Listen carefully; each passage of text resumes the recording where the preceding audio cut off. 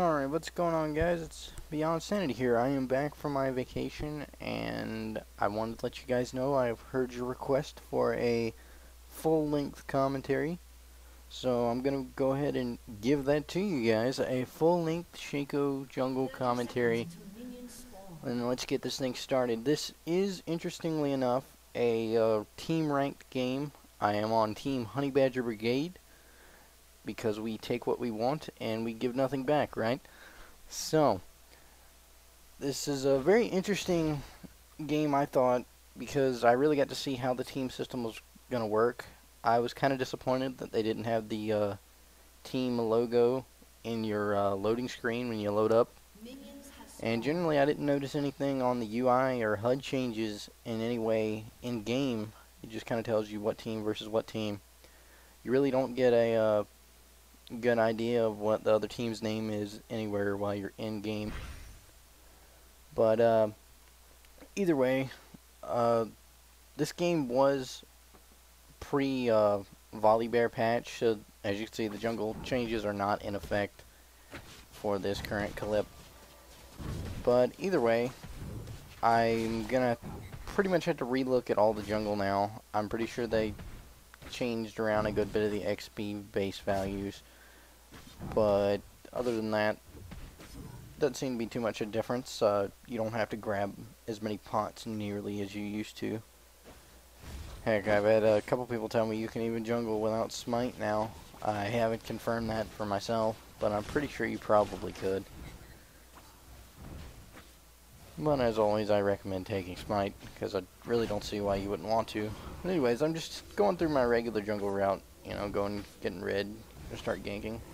In this game, we had a lot of team coordination, as you're going to see. We had a very good bit of play style together, I think. It was pretty good, because I just got a team invite. You know, I hadn't played with them in a while. And we all hopped on voice, and away we went. And I was actually very pleasantly surprised with the results. But as we go through now, I'm going to go ahead and start seeing, you know, where I can gank. I see that a Galio has gone from mid, it's going bot, trying to get that gank off on bot. Which, Galio, by the way, as you're going to see, does an extremely huge amount of damage. What the heck? But, kind of blew that one up there at bot. So I just go back and see what I can do with the jungle now. Grabbing that blue. Get my own blue. I need my blue. Everyone knows Shaco needs blue to jungle, right? It's important. If you don't have it, well, you're screwed completely. No, I'm just kidding. Not really. Most of the time I actually don't grab blue until way later on, or either I try to give it to mid. But in this case, I just want it to be, you know, Shaco, troll a lol, and grab that blue instead of giving it to Galio. Because I'm a baddie like that. But, nah. Don't tell anyone. Alright, I've seen that top is looking pretty overextended, so I'm gonna go ahead and go up there and see if I can get any ganks off on top. I'm just really not sure if they're gonna pull back or not. I'm also looking for their enemy jungle at the same time. Funnily enough, for this team comp, they had an Amumu and a Warwick. We all thought when we were picking our bands that the Amumu was going to jungle, which was not the case. As it turns out, Amumu decided to go bot, and Warwick decided jungle. No, Warwick decided jungle, but I'm really not sure why Kate stayed. I could never figure that one out. She just really wanted to stay. I just sat there in the bush and waited until she came. But interestingly enough, when you get ganked by a Shaco, don't ever think the Shaco just goes away just because of one failed gank. It was really kind of bad on her part that she stayed and waited. But hey, it gave me a first blood, so I'm not complaining. Okay, recall and go ahead and go back to buy some items. You know, those are very important.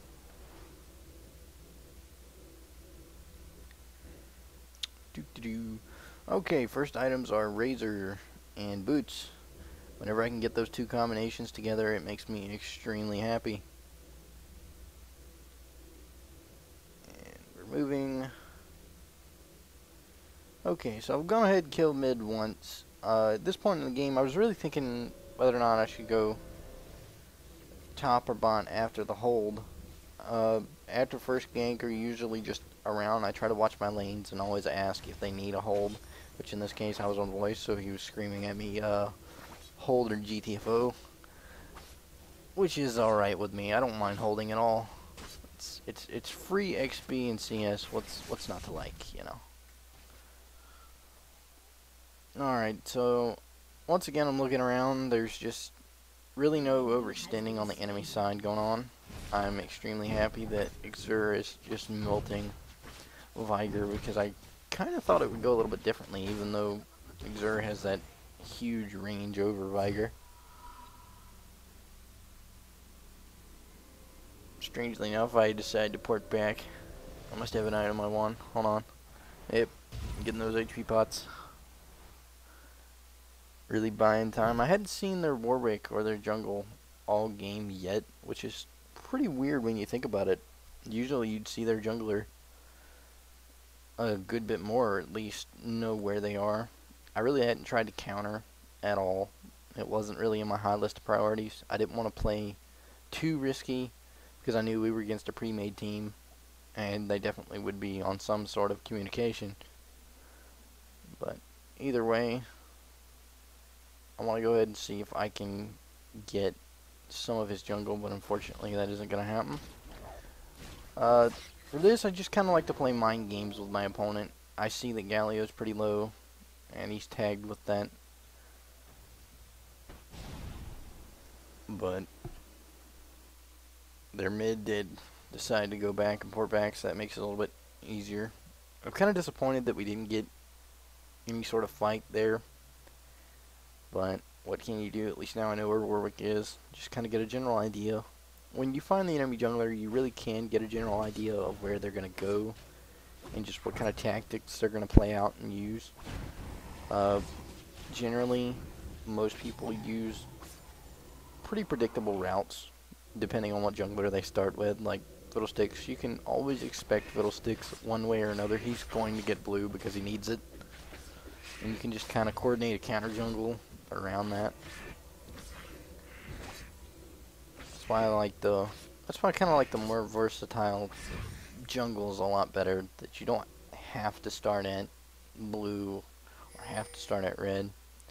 But I see that their Kate has gone MIA, so I'm just going to sit here and wait for her, place a box down, go ahead and go in. Look at Galio just completely destroying her with that damage that I was telling you about a little bit earlier. Just 2 shots and there's her entire HP gone. He's over there, Crumb's over there laughing like a maniac. I will remember it till the day I die. But it's just, I never really thought that Galio could do so much damage. I knew that he'd do a good bit of damage, but wow. Just watching Galio obliterate people was pretty entertaining in and of itself. Our top, of course, is just mauling face, which I didn't know about Xur. I hadn't really played with him a lot. I don't think I've ever actually played him at all. Just not too interested in his skill set. But interestingly enough, I consider him to kind of be like a huge version of AP Cog artillery, in the sense of artillery and just range, attacking from range. But either way,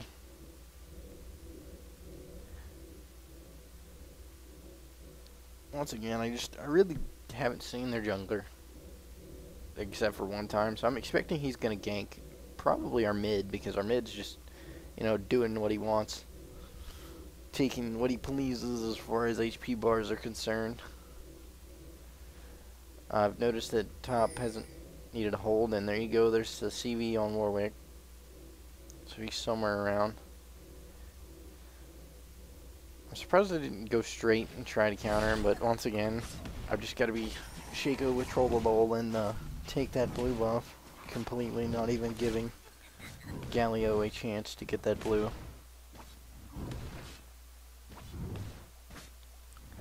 But oh well. Normally, in most situations, I don't recommend taking blue as far as that's concerned, especially if you're with a pre-made. That was just me being unthoughtful, I guess this would be the greatest word I could use. But for here, I'm looking at their Kate.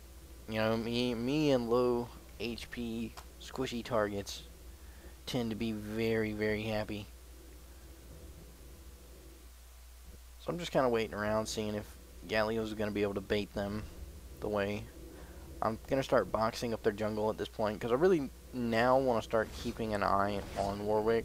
If I can take his jungle while he's in mid, that's just an even better plus for me. But you never really know about these kinds of things. Sometimes you'll be going and doing their red, and it just sometimes won't work out. But whenever you can, if you know that their jungler is away or in another lane or just kind of holding, it's an excellent time to go ahead and take their buffs. For here, I'm just kind of waiting, you know, seeing around, looking how bottom's overextended. I really, really want bot quite badly, but I'm just going to kind of go ahead and steal even more of Warwick's jungle just as much as I can, knowing he's now pretty much out of mid. I see that bot decides to go get in a fight, and I am going in to assist, picking up the kill on Mumu, and picking up the kill on Sona. Very quickly and easily done. Sadly, we lost a person in that fight, but oh well. Our mid died. I was joking with him pretty much the entire time about it. Oh, Galio lost to Caitlyn. Well, it's always good to poke fun at people. Sometimes. Okay, maybe 90% of the time. I was really surprised that Caitlyn chose to port bot and then use her 90 caliber net to slow and then propulse herself backwards away from us. I really thought she would have gone in and tried to secure that kill on Graves. She walked into one of my Jack-in-the-Boxes, so I now know that she's in one of the bushes. I'm just really waiting to see if I can zone out Warwick with my boxes. I figured that she was going to drop up, so I went ahead and got her and just watched this damage on Galio. Just excellent team coordination right there. I knew that she was going to pretty much drop up, so I told him, hey, get in position. I'm going to see if I can catch her, and I managed to catch her.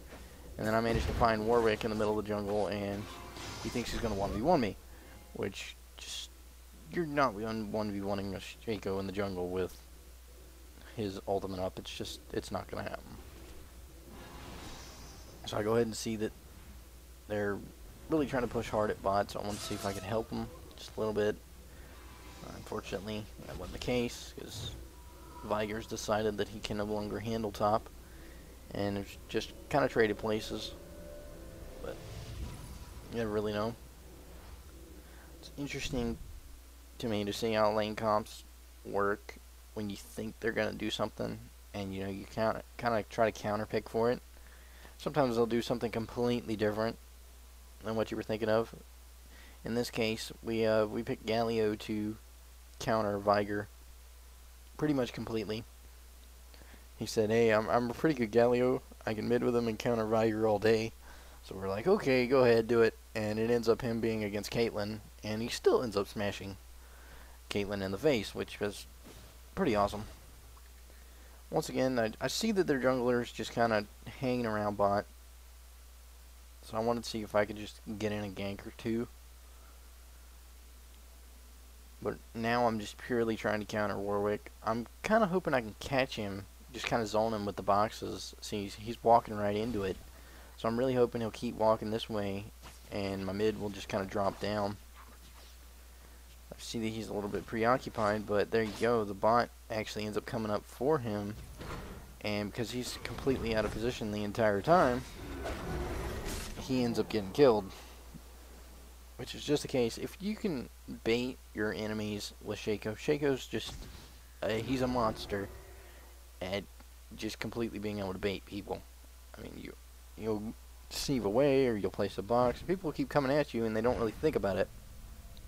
For here, I wanted to see if I could deceive in and get Viger, but he went ahead and used his flash, so I think it's a win-win. Either way, Alistair decided to just completely tank tower straight out. It's pretty lolsy. And Crumb manages to catch Sona with an excellent ult. Then Sona managed to catch me in an ult. I'm throwing out shivs, trying to get as much slow as I can off on people. This game, I extremely got fed. I'd say that this is one of my try-hard games. You know, where I think when it's ranked, and then to add to the fact that it was team ranked as well, and this was the first one that we've done, that it really meant something. You know, you wanted to try your hardest and get the most team coordination out. I was not expecting to just go in and have the level of team coordination that we had, though. It was very interesting to see how that all played out. For me, at least from my perspective, whenever I could catch someone, you know, you'd see excellent teamwork from mid or bot. They'd always come up and always gank. I kind of wish that 75 to, you know, maybe 90% of the games were like this, where you'd have at least some, maybe not excellent, but at least some team coordination going on. But sadly, it's not the case. Your team has destroyed a turret. But I'm just sitting on a lot of gold here. I want to see if I can do dragon. I'm assuming, as I always do, that they have dragon warded. So one of the things I like to do is place a box right behind to just kind of watch over that wall if someone's there, if they have a flash smite or something to that extent, trying to take dragon. I really wasn't sure because I didn't know where the rest of their team was, but our mid ends up dropping down and decides he wants to help me with it, which is good if it can happen, but it kind of does give away the fact that you're doing dragon. Hey, their mid just went somewhere. They're probably going to do dragon. Once again, I'm kind of placing box traps, hoping I can find someone. And there's a Moo. He's just kind of walking around. I try to place my traps where I can at least counter gank, or at least have them run into something.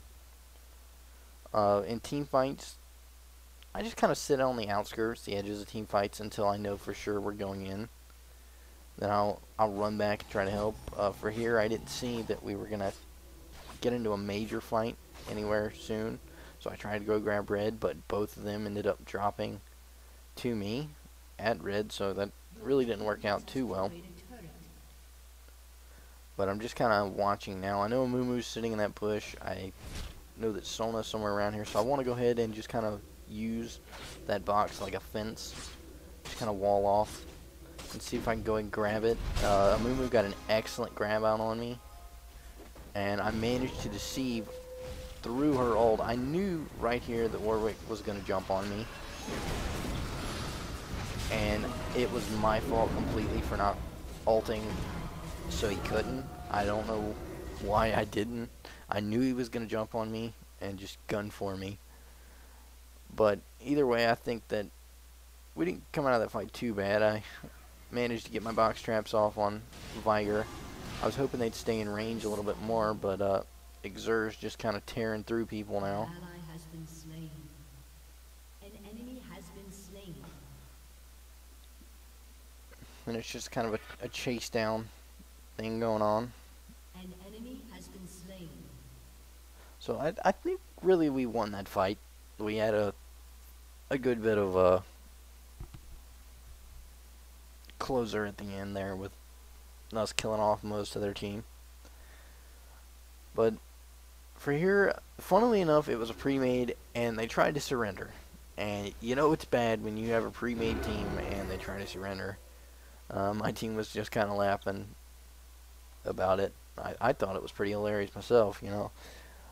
I don't know if that shows a lack of general team coordination when you have a surrender vote on your team.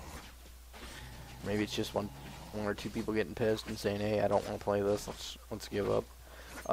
In ranked games and even in normal games, I generally have this mindset that I will never surrender. I mean, there's very few games I'd have to be getting, my team would just have to be getting stomped to the ground completely for me to surrender. I mean, even if I'm getting stomped to the ground, I still will not surrender until there's just no way. You know, there's just no way. But here I try once again to get Warwick in that 1v1. It just doesn't work. But it's good because I've got team assistance here. Once again coming up, trying to drop. I wanted that 1v1 with Warwick, and I don't think I ever got it. I just, every time one of their team would be smart and be staying near him. But Exer just putting out massive nuke damage.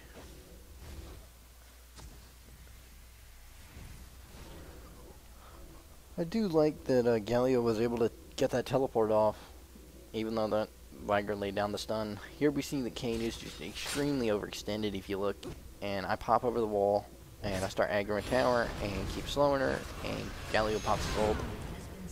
Graves pops his ult, and she just gets murdered. We did end up losing Exer completely, like, we just kind of outplaced him, but he did manage to get off an excellent flash, which allowed me to box, and just start beating directly on Sona. I was really trying to save his life, using everything I had. If you notice, though, the box actually didn't end up proccing, which, you know, aggravating. But it does happen, and when it does, you know, you just had to frown or smile about it and keep going. But I wanted to watch what was going on with the fight at top. You know, I knew that I didn't have a Q, and I didn't really have anything to run in there with except for auto attacks. And it was 3v1, and, you know, it's always iffy subject for me. I was just kind of seeing if, once again, I could play mind tricks on them and get them to kind of come in after me. Which in this case, Amumu was just kind of hovering around. Really, I don't think it was a good idea for me to use my ult there. I really didn't do anything with the ult, but I expected to get at least some sort of a fight there. But you never really know, but it's nice that Viger managed to stay around just a little bit longer. Exer once again coming in with that massive range. At this point, when I get really out of mana with Shaco and I don't have much I can do, I try to do what I can as far as putting out slows on hit slows with your E and just kind of running around. Generally, I try to play him, you know, I try to play him like a pain. If someone goes in on you, you can hallucinate away. So you really just want to kind of put yourself out there and make yourself a target. Me and my friends, we joke all the time that Shaco is the new global taunt, because you'd really be surprised at how many people are willing to go after Shaco. It's just, I'm not really sure why they go after him like they do, but it's like the new Teemo, I guess. Anything with stealth must automatically get focused, even if it's only a 3-second stealth. I'm guessing that's how that works. Speaking of stealth, I really don't know much about the stealth rework. I've heard a couple things. I'm hoping to see something at least in the next patches. I wanted that kill on Warwick, but I was a baddie and ran around rather than looking at him. I didn't expect him to suicide, and by the time I realized what he was doing, it was already too late. But that was completely my bad, because I could have ghosted, popped over the wall, and ended up catching him for a free kill. But that just goes to show you, you always want to have a good bit of map awareness. It was completely my bad. I was just focused on getting down into the lane. And I didn't even notice that Warwick was dropping straight up and running non-stop towards the tower. But we did manage to catch Amumu, and then Viger. I wanted to go for Viger. Viger was really my my main concern. I really was trying my hardest to save Exer, putting on slows and just doing what I could, but I just couldn't save him. Amumu, with his too strong self, ended up killing him anyways. But really at this point we're just pushing lanes and straight up want in this game. With rank, you have this mindset that you have to push every tower. I found it funny that Warwick got ulted by Galio, but then he ended up getting out of the ult. I should not have gone and shivved. I knew I shouldn't have right as I did it, but I was like, oh, kill. And I shoved, and the tower ended up shooting me in the face and ended up killing me. But I guess that's the best way to learn what to and what not to do. I find it interesting that I think more work gets done when I'm dead than when I'm not. I don't know if I should like that or not like that. Does that show a lack of ability in myself, or just means my team is really good? You never know. For here, I was just kind of waiting, finishing off the Black Cleaver and the Phantom Dancer for the build. I will sit on pad and wait for that little bit of gold if I can. I wanted to get red again because red just makes him extremely strong. The new red, I don't know if I like it as much, but I do like it. It's pretty good. So I have no qualms with it. I mean, Shaco's already got a slow anyways. I find it interesting though. I'm not really sure how I feel about the new jungle as far as just ability to jungle. I mean, it seems alright, but is it really okay to make jungling not so high risk, high reward? I don't know. That's really what I liked about it, but once again, I'm just looking for people out of position. I managed to find Sona, but she flashes over the wall. I see Galio just kind of going in, checking it out. But hey, if you can get someone to burn a summoners, I'll pop flashes all day. I'm extremely happy with a flash. She can't flash in and use her ult anymore. It's a win for me. I know that Warwick's just kind of rolling around here, so I want to find him, if at all possible. I'm just sticking into the enemy jungle. Late game, if I'm doing late to mid game rather, if I'm doing good, I will just sit here and in the enemy jungle all day. Viger just got murdered. I am notorious for stealing kills with my shiv. Call me Betty. Because it just happens. I see a kill and I go shiv, and shiv ends up getting the kill. Sometimes it's good, sometimes it's not. In this case, it was alright because I'm already pretty fed.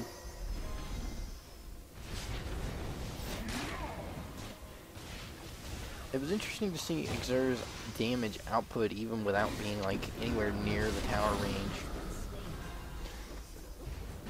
I was extremely happy to see that he could still do a lot of damage. It was my first real good look at him. I played against him before, but I never really had one on my team that knew a lot what they were doing. I've seen some Xurs that are just kind of really terrible. But I was extremely happy to see an Xur that was really good and knew what he was doing. But it ended up getting me to really like Xur a good bit. You can see he's just putting out massive amounts of damage, and I'm sitting here taking out towers. Sadly, he got a little bit too greedy and went in to take out Viger, and Viger ended up ulting him. But, it's generally what happens when you get too greedy. You end up dying over it. But I like that our team's just kind of taking out everyone. I'm really surprised we hadn't even tried to Baron. I figured that we would at some point, but you know how it goes. Sometimes you can, sometimes you can't. For here, I just wanted to kind of stay near top. I wanted to see if I could get a kill off at top, or just kind of split push top. I knew that there were a couple in mid, and the last place I saw Viger was, he was just kind of sitting around at top, so I wasn't too sure on it.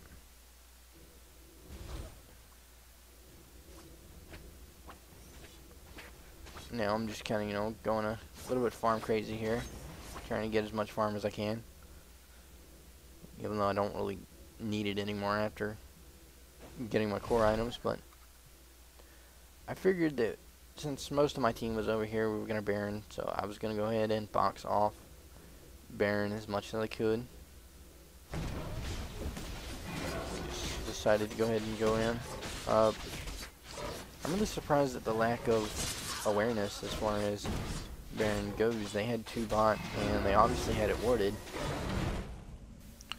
But after Baron, I knew that there was going to be some sort of a fight. They knew we were here, and Galio knew it as well because he came in with an excellent ult, managing to catch a couple people in there. So I just went in from the back and tried to take out as many people as I can. But Warwick, he jumps on me, and Alistair with extremely excellent reaction time knocks Warwick off me and back into pretty much the wall that is the team at this point. But we knew that this was pretty much game over. We got the advantage that we needed to in numbers, and we were just going to go ahead and push for the win. So just kind of standing around taking out towers. But yeah, that was pretty much it for the first Honey Badger Brigade team ranked game. Hope you guys enjoyed this full commentary, and feel free to leave me some comments, suggestions, and maybe send me a like or subscribe.